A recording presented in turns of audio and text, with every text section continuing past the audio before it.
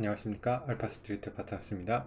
2023년 8월 11일 금요일 마감시장 보겠습니다. 코스피 지수가 0.4% 빠져서 2591로 마감을 했습니다. 오늘 코스피 지수 결국 하락 마감을 했고요. 외국인이 1900억 정도 팔면서 결국에 2600선을 또 내주고 말았습니다.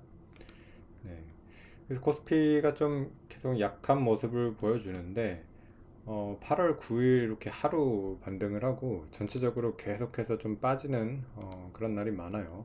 5일 연속 5거래일 연속 하락을 하고 하루 반등하고 또 이틀 연속 이렇게 빠지고 있습니다.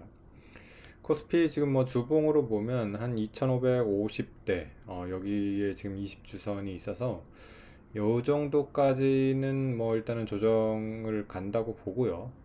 요거를 잘 지켜야지 될 것 같습니다. 2550을 깨게 되면 여태까지 20주선을 안 깼는데 그거를 이제 깨게 되면 조금 더 하락을 할 수가 있거든요. 그래서 2550을 좀 지키는 게 중요할 것 같습니다. 간밤에 이제 미국 CPI가 나왔습니다.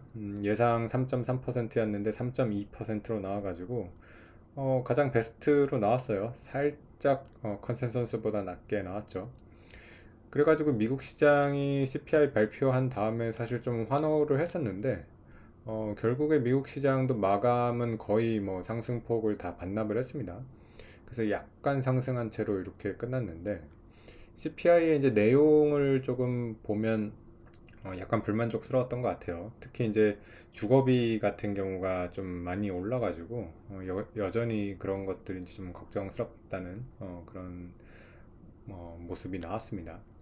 그리고 앞으로 이제 9월, 10월 이렇게 CPI가 더 올라갈 거로 지금 예상이 되고 있거든요. 그래서 뭐 연준이 목표로 하는 2%까지는 확실히 오지는 않습니다. 그리고 또 2%가 막상 오면 또 경기 침체 이렇게 문제가 되면서 그것도 안 좋을 건데, 어쨌든 미국의 지금 상황이 또 그렇게 만만치는 않은 상황이라서 증시가 또 이렇게 쉽게 올라갈 수 있는 그런 상황은 또 아닌 것 같습니다.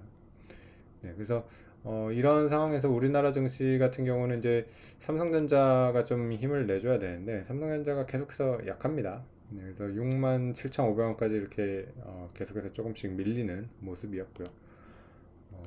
우리나라 같은 경우 이제 7월 수출 통계까지 이제 나왔는데 보면 여전히 반도체가 수출이 턴을 하지 못하고 있습니다.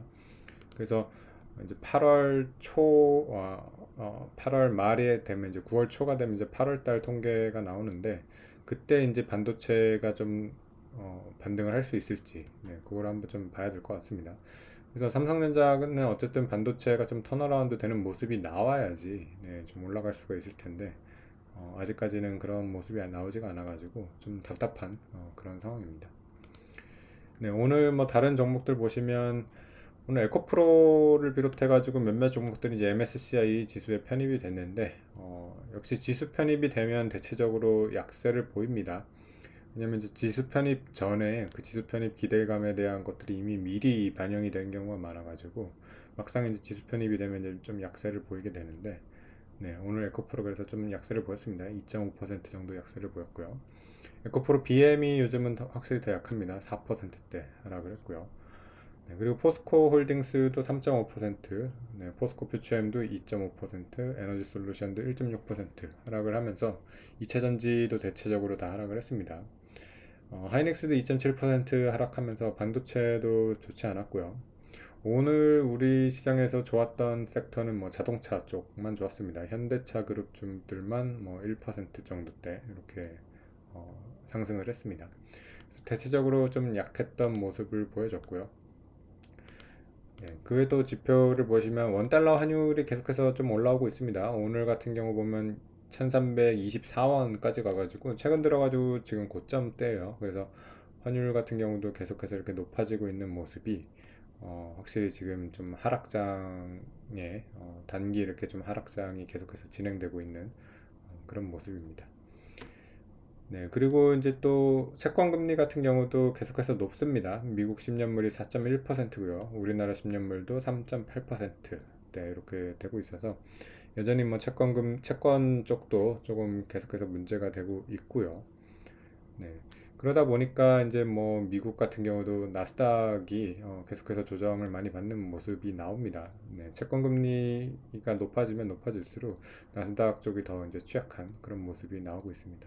미국 애플 같은 경우가 꽤 조정을 받았는데 지금 아직까지는 여전히 조정이 진행 중이고요. 반등이 나오지 않고 있어가지고 조금 더 이제 주식시장은 하락이 더 진행될 것 같이 네, 그렇게 보이는 지금 현재 상황입니다. 네, 오늘 시장은 여기까지 하겠습니다. 감사합니다.